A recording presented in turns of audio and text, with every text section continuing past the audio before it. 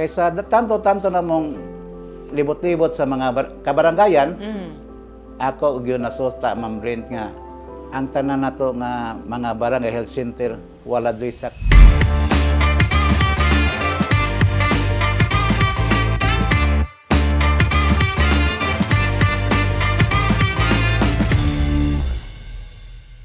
So sir, nakita na ako sir bang murag enjoy gyud kay ka sa imong pagkakagawad sa nabuad sir, no? Ngano man mubo nga panahon nakahimo kag nindot nga mga project Sir Teddy. Ang sunod na ko nga question Sir Teddy nga, unsay nag-inspire nimo Sir Teddy or nagdasig sa imo nga mulansar pagkakagawad sa lungsod sa Inabanga, Bohol? Ang nakadasig jud nako, Ma'am Brent, kay ako gusto gyud nga mutabang sa umaabot nga bag-ong Inabanga Sangguniang Bayan members nga koreksyonan ang mga dili sakto nga pamalakad sa gobyerno sa Inabanga. Pero gusto pa ka nga nakit-an nimo nga sa imong lungsod na apay pwede i-improve ug i-change. Okay.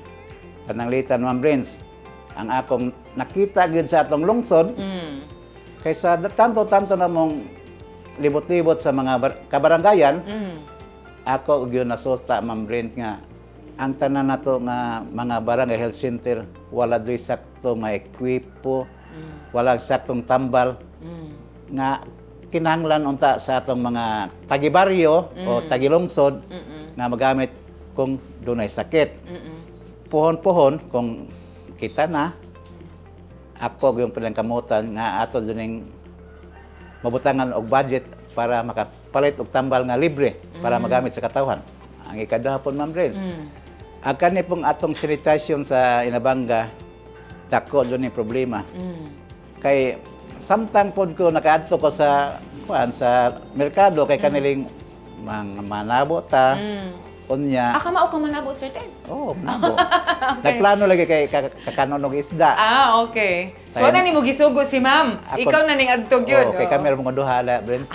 So kung ano mo karon Sir Teddy, murag the happy, independent empty nesters. Kay dagko na tanang anak, oo.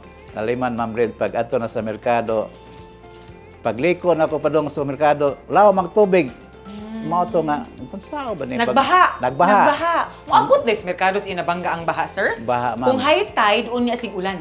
Bisag diwa high tide, Ma'am. Kung mag-ulan lang, nalay extra nga tubig, mubaha na ang merkado sa Inabanga. Okay. Unsa problema jud kayo sa mga manindahay. Oo. Usay man lota na mo basura. Lutaw, oo. Agoy.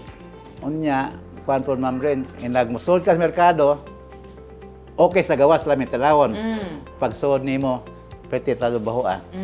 So unsa may realization ni atong panahon na sir nga na-inspire man ka atong nakit-an nimo? Unsa may imong plano? Anang imong naobserbahan? Ang isip nga nakatrabaho ko sa barko, na ako'y mga ideya unsaon pag-maintinar sa kalimpyo sa palibot. Okay. So imong na-imagine sir nga sus kung ako ning barko, kaning merkado kung ship ni, di man jud ni pwede na man jud tay mahimo ani nga di unta magbaha. Mo imong na-imagine sir no? Oh, netinood na. Imong i-apply imong knowledge. I-apply knowledge. Kay kung sa barko, Brent, kung pananglitan, hugaw imong barko nya mo dungo ka sa pantalan. Maudit mo ka sir no? Di jud ka kadunggo kay adto pa ang kuray sugat. Sugato na yung barko, bisag ultimo nga ok bakitan. Oh my goodness. Di ka taga-clearance nga modunggo sa pantalan. Really?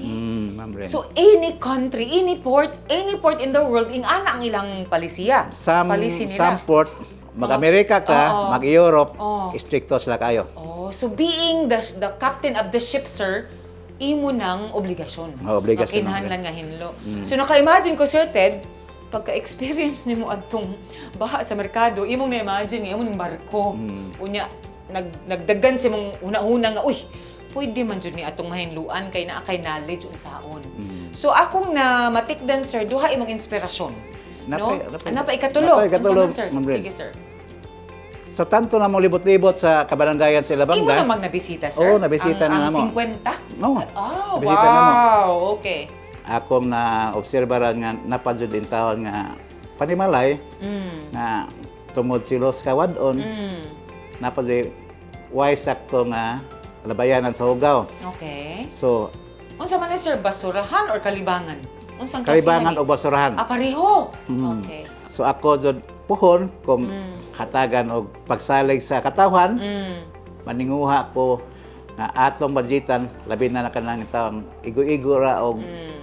kahimtang Mm. kay wa may kapalit og material, Mm. atong tabangan sa paggasto ang mga kabos natong kaigsuonan. Mm.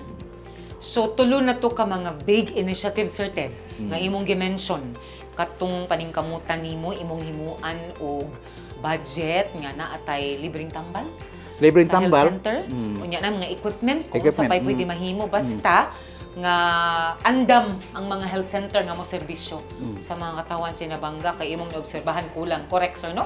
Ang ikaduha nakit-an nimo nga ang merkado sinabangga magbaha kung naalay extra water nga mo tugpa didto unya imong na-imagine nga kung barko ni kaya man jud nang himo ag pamaagi nga di na mo baha mo ti mo ikaduha ka inspirasyon.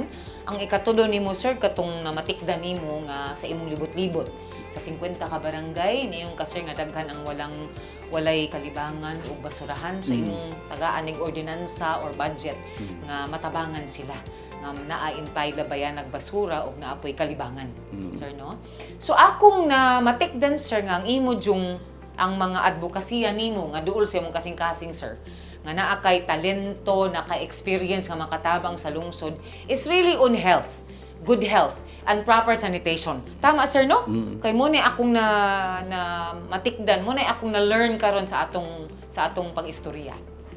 So salamat kaayo sir sa pag-share nimo ana.